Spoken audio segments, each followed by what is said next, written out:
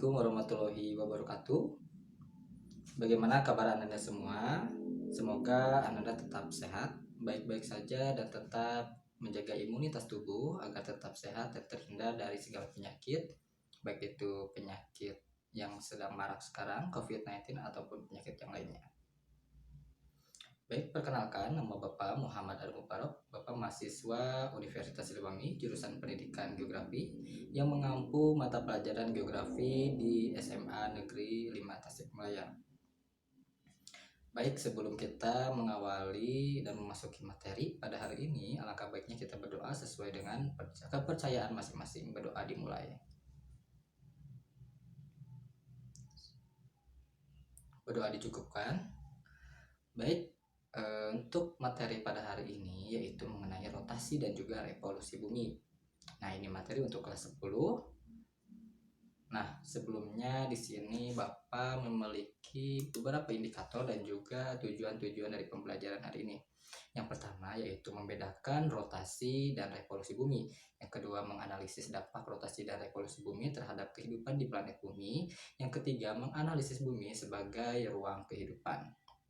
Nah, selanjutnya ada juga tujuan dari pembelajaran materi ini. Yang pertama yaitu siswa mampu membedakan rotasi dan juga revolusi bumi. Kedua, siswa mampu menganalisis dampak rotasi dan juga revolusi bumi terhadap kehidupan di planet bumi. Ketiga, yaitu siswa mampu menganalisis bumi sebagai ruang kehidupan. Langsung saja kita masuk ke materi. Nah, mengenai rotasi bumi, apakah yang Anda bayangkan mengenai kata rotasi bumi? Berputar, mengelilingi, ya sebenarnya saling berkaitan. Nah, mengenai rotasi bumi ini untuk planet bumi sendiri itu sudah menjadi salah satu anggota dari tata surya yang mengitari matahari dalam satu kali putaran selama 1 tahun. Ada yang tahu dalam 1 tahun berapa hari? Ya benar, dalam 1 tahun itu tepatnya 365 1/4 hari, atau secara rinci 365 hari, 6 jam 9 menit dan 10 detik. Seperti itu Ananda. Nah, untuk planet bumi ini berputar pada porosnya seperti gasing yang disebut juga dengan gerak rotasi bumi. Nah, jadi definisi dari rotasi bumi itu planet bumi yang yang berputar pada porosnya mengitari matahari sebagai pusat dari tata surya. Nah, dalam 1 kali putaran rotasi bumi ini membutuhkan waktu 24 jam, atau secara rinci memang tidak dibulatkannya 24 jam, namun secara rincinya yaitu 23 jam 56 menit atau sehari semalam. Nah, dalam kala rotasi dikenal juga 1 hari. Begitu juga dengan arah gerak rotasi bumi ini dari barat ke timur, bukan sebaliknya, bukan dari timur ke barat, tapi dari barat ke timur. Nah, seperti gambar yang Bapak tampilkan ini merupakan contoh atau gambar mengenai rotasi bumi. Nah, Anda bisa memahaminya, silahkan Anda lihat seperti gambar berikut. Kemudian dalam planet bumi ini, walaupun bumi berputar dan juga kita tidak akan merasakan pergerakan rotasi bumi sendiri karena bumi ini berputar pada porosnya, namun dampaknya itu ada, tapi kita tidak dapat merasakan secara langsung berputar, ataupun misalnya kita ikut berputar juga, atau bahkan kita ikut pusing nih karena bumi berputar. Nah, itulah luar biasanya planet ciptaan Tuhan ini. Nah, untuk planet bumi itu memang sangat memang berputar, dan juga kita tidak akan merasakan pergerakan rotasi bumi atau jatuh saat posisi kita ada di bawah bumi, karena pada dasarnya kita sebagai manusia dalam planet bumi ini kita tinggal dan juga hidup di bagian permukaannya, yang mana tentu saja bisa saja kita ada di atas, di pinggir, ataupun di bawah planet bumi. Nah, kemudian cepatnya gerakan rotasi bumi ini memberikan efek pandangan terhadap benda angkasa lainnya yang berjalan dari timur ke barat. Nah, jika diibaratkan kita itu seperti naik kereta api yang berjalan, maka tampaklah pohon-pohon, tiang listrik, rumah-rumah yang dilewati kereta ini seakan-akan berlarian, padahal kita yang menaiki kereta tersebut yang bergerak gitu, bukan pohon ataupun rumah-rumah yang bergerak, tapi kita. Namun kenyataannya seperti benda-benda di luar itu yang bergerak gitu. melewati kita yang sedang naik kereta. Nah, seperti itu. Nah, jadi gerakan contoh tadi Bapak itu gerakan pohon dan tiang-tiang listrik tersebut dinamakan juga sebagai gerak semu. Nah, hal ini juga berlaku pada rotasi bumi. Ingat ya, gerak semu. Kemudian semua benda yang terlihat di bumi ini seperti matahari, bulan, dan juga bintang-bintang seolah-olah bergerak dari timur ke barat.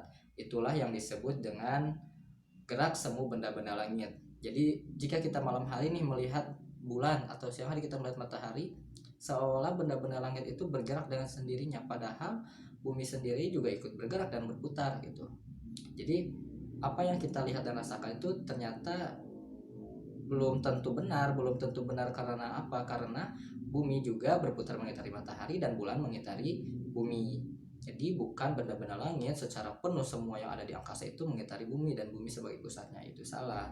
Jadi matahari yang sebagai pusatnya, nah bumi kita lah yang berputar pada porosnya mengitari matahari, seperti itu. Kemudian apa sih dampak dari rotasi bumi? Di sini Bapak memiliki 4 poin. Yang pertama yaitu pergantian siang dan malam. Seperti tadi, karena rotasi bumi ini akan mempengaruhi terhadap waktu yang ada sehingga terjadi adanya pergantian siang dan malam. Seperti halnya sebuah bumi, planet bumi ini mengitari matahari. Mengitari matahari ini belum tentu semua permukaan bumi akan tersinari matahari. Pasti bagian yang tidak tersinari itulah yang ada pada masa malam hari, dan yang tersinari itulah yang ada pada masa atau saat siang hari.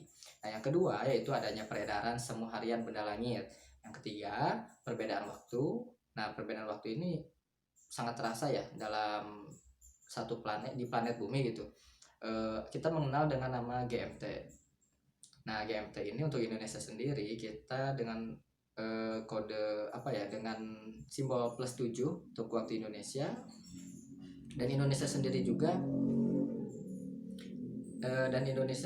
juga memiliki pembagian 3 waktu. Yang pertama ada waktu Indonesia Barat, waktu Indonesia Tengah, dan juga waktu Indonesia Timur. Nah, dalam satu negara saja sudah memiliki waktu yang berbeda.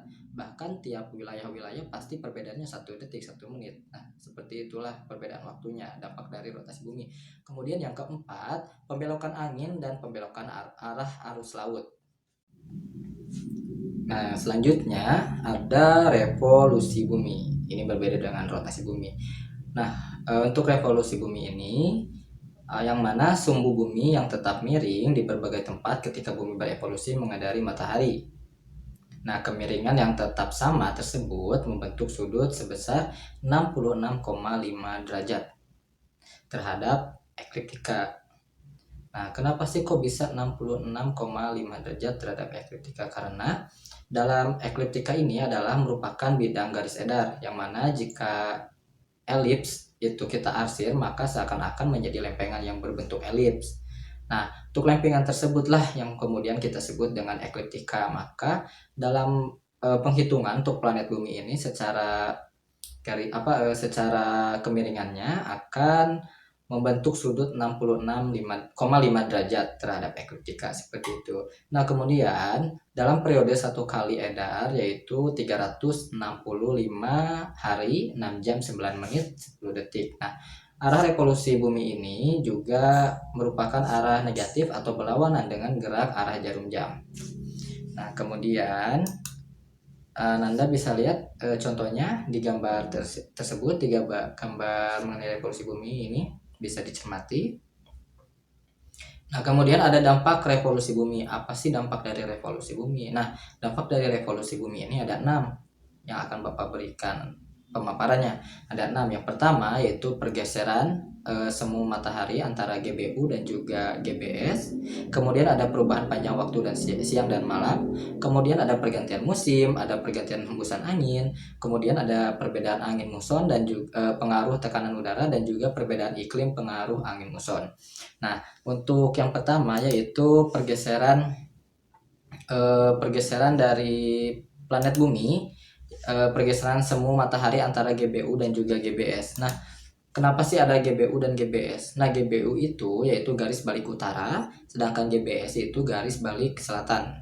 Karena negara kita, wilayah kita Indonesia ini merupakan wilayah yang dilintasi oleh khatulistiwa, begitu juga negara-negara yang lainnya. Namun secara umumnya untuk pembagian garis secara garis hayalnya memang ada namanya garis khatulistiwa, itu garis tengah yang melintang pada pertengahan planet bumi.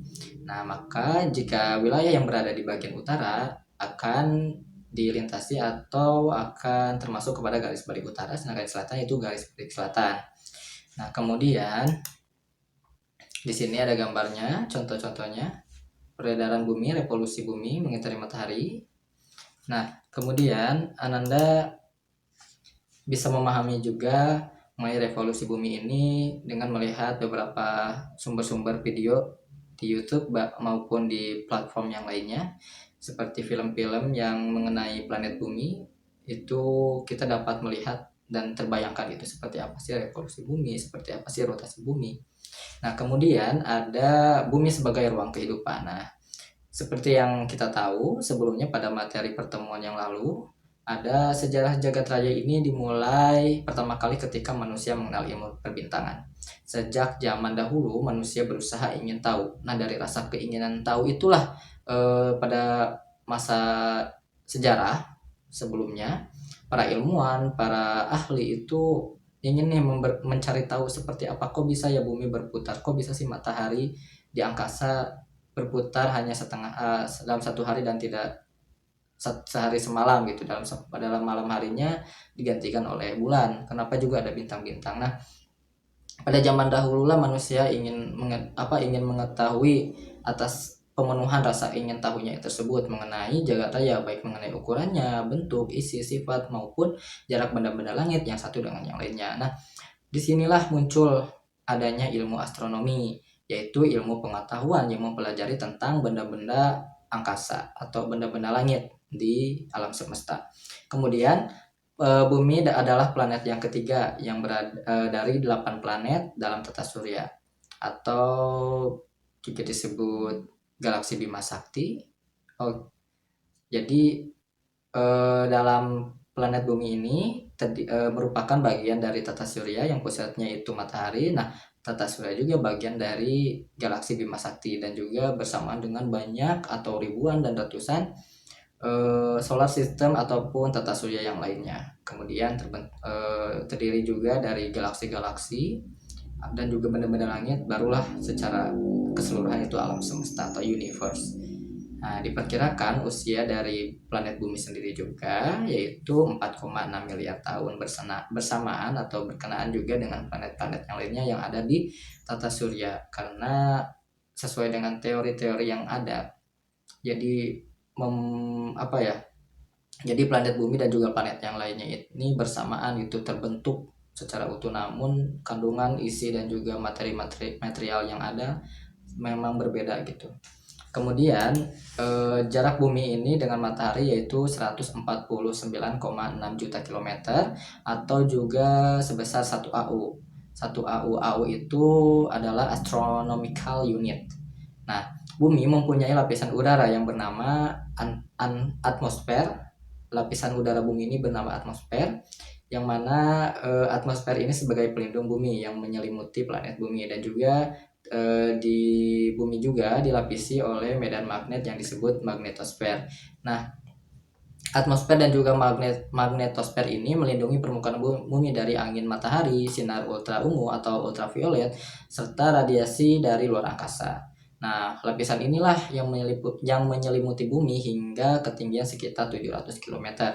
Nah, lapisan udara ini dibagi menjadi troposfer, stratosfer, mesosfer, termosfer dan juga eksosfer. Itulah lapisan-lapisan yang ada pada bagian-bagian selimut atau lapisan udara yang menyelimuti bumi yang disebut dengan atmosfer. Kemudian, nah selanjutnya yaitu bumi melakukan beberapa gerakan yang alami, yaitu gerak rotasi dan revolusi bumi yang mana tadi Bapak sudah sebutkan dan Bapak jelaskan. Nah, kemudian mengenai definisi singkatnya untuk rotasi bumi ini, gerak rotasi bumi merupakan gerak berputarnya bumi pada porosnya atau pada sumbunya, yang mana gerakan rotasi ini menyebabkan daerah sepanjang ekuator itu bergerak cepat, sedangkan di daerah kutub yang hampir memang tidak mengalami pergerakan. Nah, kemudian bumi yang berbentuk bulat ini atau berbentuk geoid mengalami perubahan bentuk akibat gerakan rotasi yang dilakukan. Perubahan tersebutlah yang menjadi terbentuknya daerah agak pepat di kedua kutub, di bagian kedua kutubnya, dan juga seakan-akan sebagian pada masa bumi bertumpuk di daerah ekuator. Nah, bentuk ini disebabkan rotasi bumi, yaitu perputaran bumi pada porosnya. Gerakan rotasi bumi ini terjadi pada atau dari arah barat ke arah timur. Nah, kemudian kita juga mengenali sebagai tempat tinggal berbagai macam makhluk hidup, antara lain manusia, hewan, dan juga tumbuhan atau flora dan fauna. Nah, makhluk hidup inilah yang tinggal di planet bumi, yang mengisi dan juga memanfaatkan apa saja yang ada, sumber daya alam yang ada di bumi, dan juga menjaga dan harusnya merawat planet bumi ini seperti apa. Nah, kemudian entah sejak kapanlah planet bumi ini tercipta di alam semesta. Namun pada sejarahnya yang kita ketahui memang sekitar 4,6 miliar tahun yang lalu untuk planet bumi ini tercipta. Nah, kemudian saat ini kita berada di di abad ke-21 atau 21st century. Nah, yang mana sejatinya bumi ini telah tercipta jauh sebelum itu. Maka memang sejarah itu sangat panjang dan tentu kita harus mengetahuinya, walaupun ya memang sejarah ini sangat panjang dan banyak gitu, harus memiliki waktu yang banyak untuk kita belajar mengenai sejarah-sejarah bumi dan juga alam semesta.